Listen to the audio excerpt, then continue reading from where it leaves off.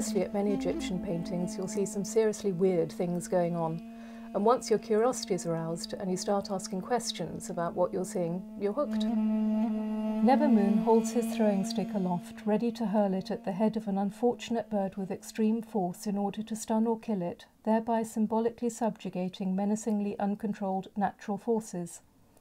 When the scene's erotic undertones are taken into consideration, the throwing stick can be understood as a phallic symbol, for the same Egyptian verb meant both to throw a throwing stick and to father a child.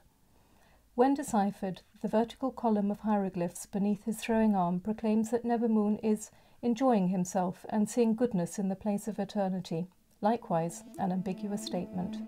Nearly everyone we see in paintings and sculptures looks so young, lithe and attractive that we can't help but be drawn to them.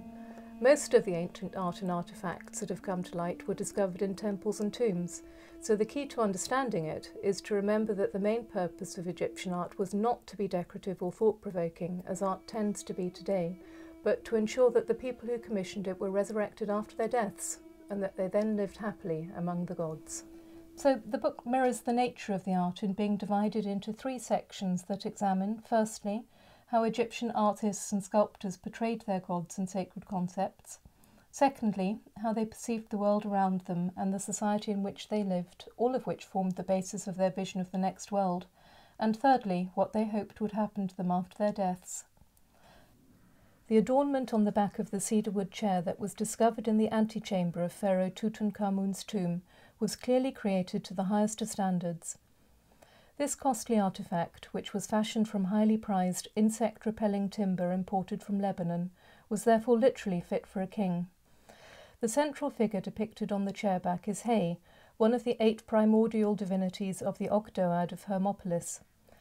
He eventually became the symbol of, and, as a kneeling man with raised arms, the hieroglyph for infinity, with his very name meaning too many to count, countless, or a million, so that he may also be described as the spirit of millions of years. The cobra-defended falcon symbolises Horus, the god most closely linked with the concept of the divine king of Egypt. The Horus falcon's headdress is the peshent, the double crown of the unified Egypt.